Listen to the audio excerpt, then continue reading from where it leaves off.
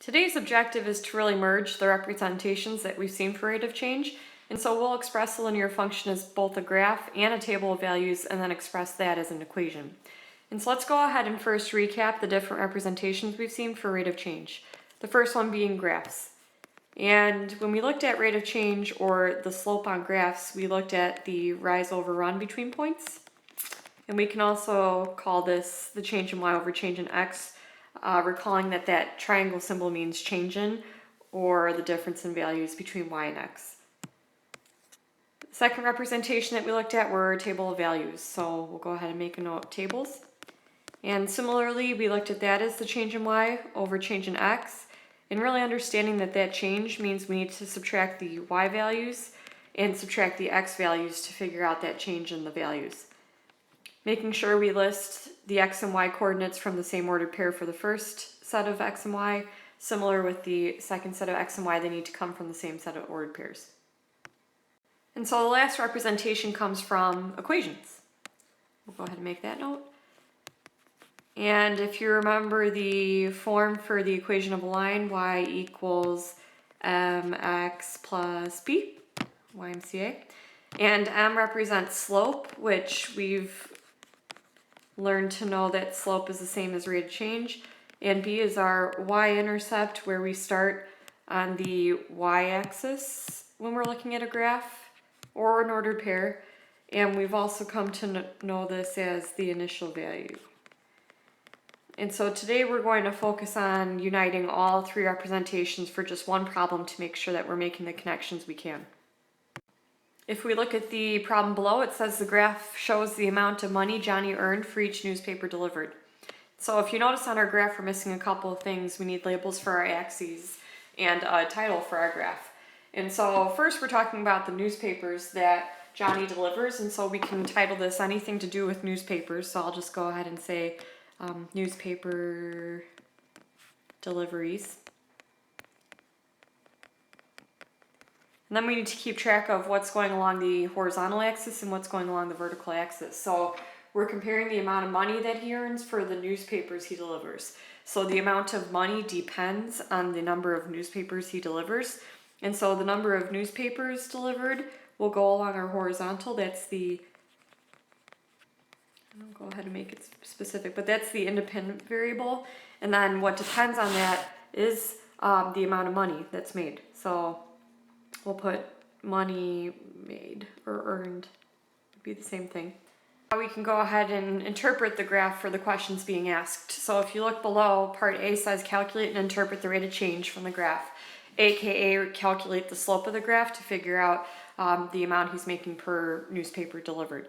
And so all we need are 2 points on the graph where we can clearly see the grid lines, the crosshairs.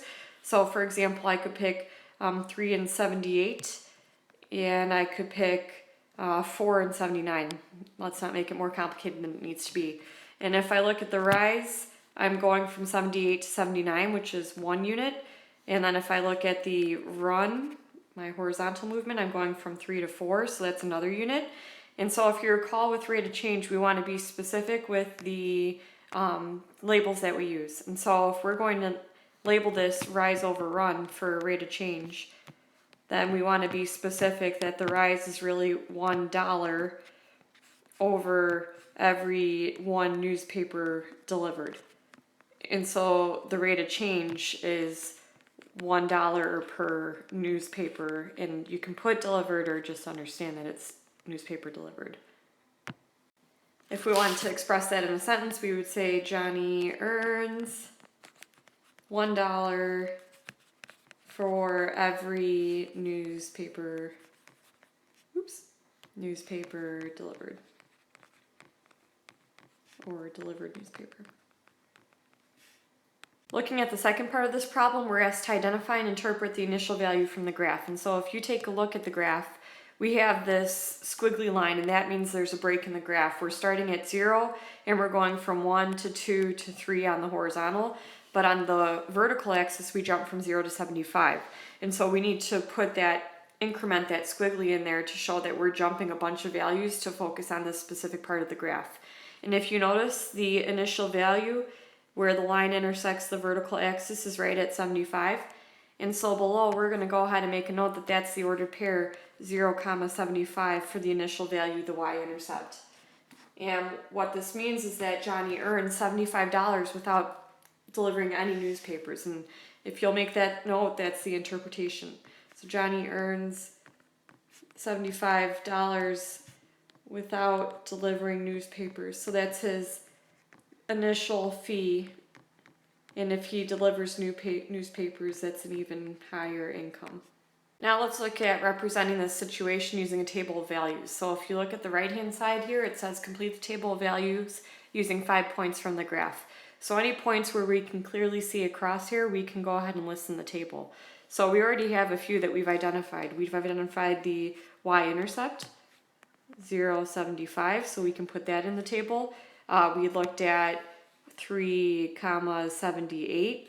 We looked at 4,79.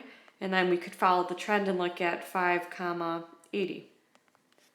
And from here, when it asks us to calculate the rate of change, we are going to still look at the rise over run. So our rise goes with the y movement, and we're looking at how much is the y value increasing. And if we look at that change in y, it is going up by 1. And then if we look at our x values here, initially we're going up by 3, and then we're going up by 1. And so our change in x is going up by 1. And so when we write the delta y over delta x for the change in y over change in x, the rise over run, we get that it's $1 again because our y value label was in dollars over 1 newspaper. Because as we look at our x-axis, our horizontal axis, that corresponds to newspapers. To interpret part A as we did on the left-hand side, it would be the exact same. Johnny earns $1 for each delivered newspaper. Which should come as no surprise because we're looking at the exact same linear function, the exact same scenario. We're just looking at it as a table versus a graph. Let's go ahead and take a look at that initial value. If you look at the table, 0,75 is our initial value because it's where the value begins on the y-axis at the x-coordinate of 0. And to interpret this, again, would be the same as on the left-hand side. Johnny earns $75 without delivering any newspapers.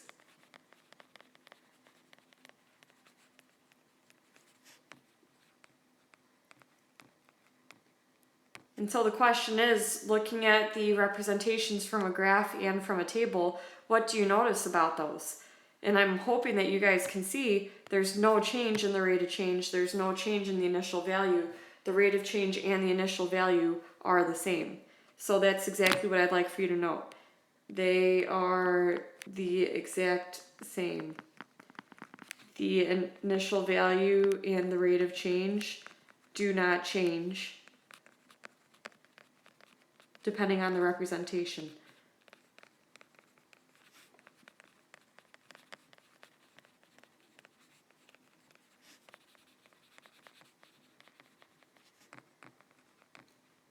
And so the last piece is to tie it into the final representation that we have for a function, which is to look at the slope-intercept form, y equals mx plus b for a function. And so by now we hopefully understand that x and y are always fixed in that equation, but what changes is the rate of change attached to the function and the y-intercept. And so from part A, we understood the rate of change to be 1 over 1, or just 1, and then x plus, and if we look at the initial value, it's 75, no matter the graph or table representation. The final equation then is y equals x plus 75 to show Johnny's daily earnings. At this point, I want you to pause the video, give example 2 a go. I'm going to talk through it very quickly after you resume the video, so I'll want you to compare your work and hopefully come to the same conclusions that the rate of change in initial value won't change no matter the representation. Welcome to example 2. We're looking at the amount of money left on Mackenzie's bus pass each time she rides the bus. So first, take a look at your graph and see if you've labeled it accurately. If you've labeled it correctly, you have something about bus rides at the top. You have an understanding that the horizontal axis corresponds to the number of uses or the rides on the bus pass, and then the vertical axis corresponds to the amount of money she has left on the pass. To calculate and interpret the rate of change from the graph, you need to pick 2 points that have nice crosshairs. So I'm going to go ahead and pick 2 points, set up the rise and run, and interpret the rate of change. Looking at the 2 points I picked, I have a drop from 24 to 21, which is 3, and I have a run from 4 to 6, which is 2. And if you set that up in the delta y over delta x, negative $3 for the balance over 2 rides is going to be negative $1.50 per ride. Not negative 1.5, but you want to make sense of that with money. And so Mackenzie pays at $1.50 for every ride she takes.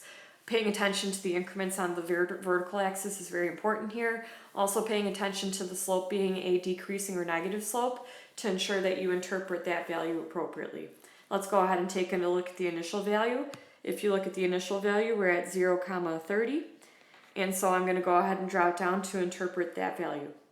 Looking at the initial value, we have 0,30 are the coordinates, and then that means that Mackenzie's bus pass begins with $30 as the vertical axis shows the amount of money she has.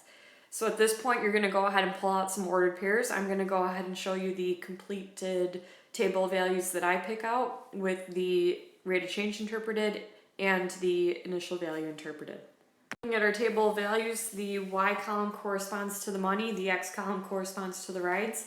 And so looking at our delta Y, it's negative $3. Looking at our delta X, it's plus 2 rides. And if we show that as a ratio, delta Y over delta X is negative 3 over 2, which is negative $1.50 per ride. Again, not a surprise since we're looking at the same function. Interpreting that in the same way as we did on the left-hand side. If you look at the initial value, again, it's 0,30, and that means that Mackenzie starts with $30 on her pass. And so if we zoom out, let's take a look at how these two relations compare. What do you notice about them? The representation doesn't matter is the big focus here. The rate of change and the initial value are both the same no matter the graph or the table values representation that we looked at. And then piecing that into our equation, we have y equals mx plus b. The m representing the slope is negative 1.5 or negative 1.50, and the y-intercept or the initial value is 30, leads us to the equation y equals negative 1.5x plus 30. And that's it for the notes right now. You'll go ahead and show that to the teacher and receive a paper copy of the assignment in return.